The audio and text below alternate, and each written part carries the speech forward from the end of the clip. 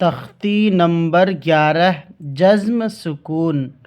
کل ہم لوگوں نے پڑھا تھا تختی نمبر 10 اخفا، تنوین اور نون ساکن کا قاعدہ نمبر 2، یعنی تنوین یا نون ساکن کے بعد حروف اخفا میں سے کوئی حرف آئے تو غنہ ہوگا۔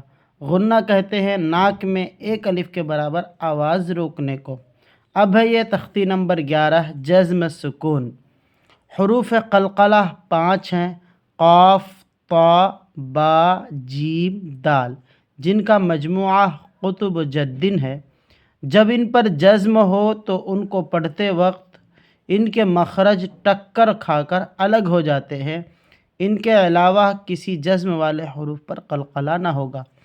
یہ تختی نمبر 11 قلقلہ کہتے ہیں، اکو کی طرح آواز آتی ہے، جیسے اب، اب، اب۔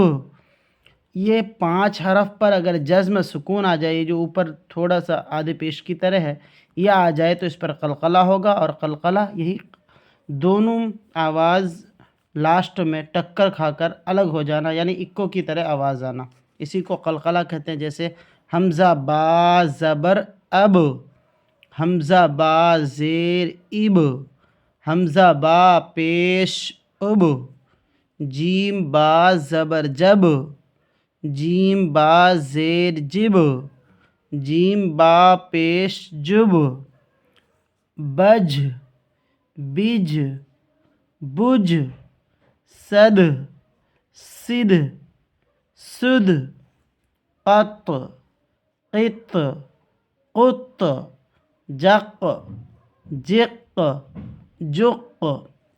امتحان، یعنی اب اس میں سے کون حروف قلقلہ ہے اور کون نہیں، کہاں قلقلہ ہوگا کہاں نہیں۔ جیسے بس، یہ سین حروف قلقلہ میں سے نہیں ہے تو ہم اس کو پڑھیں گے بس۔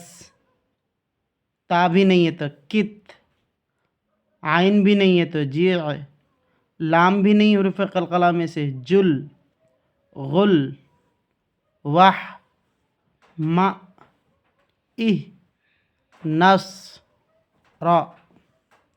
یجعل، یا حروف قلقلہ میں سے، اس پر سکون آیا ہے تو قلقلہ ہوگا، جیسے یجعل، لقد، خلقنا، اطعمنا، نقعا، بروج، محیط، اہدنا۔